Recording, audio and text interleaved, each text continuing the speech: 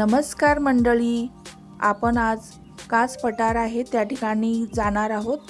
तर चला आता आपण तिकडे जाऊया। कास पठार हे सातारा जिल्ह्यामध्ये येतं। साताऱ्यापासून 25 ते 30 किलोमीटरच्या अंतरावरती आहे। तर चला आता आपण माहिती घेऊया। तर आम्ही आता कास पठारावरती आता पोचलेलोच आहोत।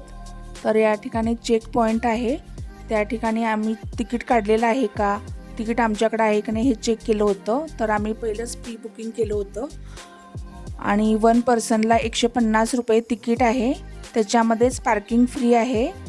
तिथं गेल्यानंतर आम्ही आमच्या गाड्या पार्किंगमध्ये लावल्या आणि त्यांच्या मिनी बसेस आहेत, त्या कास पठारावरती आपल्याला घेऊन जातात।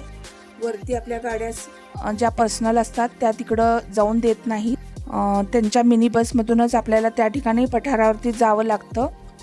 आणि त्यांनी तिथं गेल्यानंतर आम्हाला 3 नंबरच्या गेटवर आम्हाला सोडलं होतं आणि त्यानंतर आम्ही त्या ठिकाणी आपल्या पठारावरती जाऊन जी विविध रंगाची फुलं होती, जे 850हून जास्त प्रजाती आहेत फुलांच्या, त्या पाहण्यासाठी आम्ही पठारावरती पाहण्यासाठी निघालो। बराच मोठा पठार आहे, त्या ठिकाणी कुमुदिनीचं तळ आहे, ते सुद्धा तुम्ही त्या ठिकाणी नक्की पहा। आणि कास तलाव आहे, तर या ठिकाणी कास तलाव पाहून झाल्यानंतर एक 5 किलोमीटरच्या अंतरावरती आहे कुमुदिनी तलाव, त्या ठिकाणी आम्ही पाहायला गेलो होतो। खूपच सुंदर तलाव आहे आणि फुलंसुद्धा खूप छान आहेत, वेगवेगळ्या प्रजातीची। आणि आता तुम्हाला जर का जायचं असेल त्या ठिकाणी फिरायला, तर ऑगस्ट ते ऑक्टोबरपर्यंत तुम्ही त्या ठिकाणी जाऊ शकता, तेव्हाच फुलांचा बहर आलेला असतो।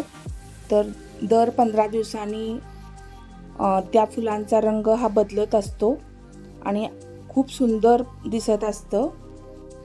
तर तुम्ही पठारावरती आल्यानंतर त्या ठिकाणी जे गावकरी बायका आहेत त्या ठिकाणी जेवणसुद्धा आपल्याला देतात, ते 50 रुपये थाळी देतात। त्याच्यामध्ये नाचणीची भाकरी किंवा तांदळाची भाकरी असते, अळूवडी, पिठलं, खरडा, रानभाजी असं असतं।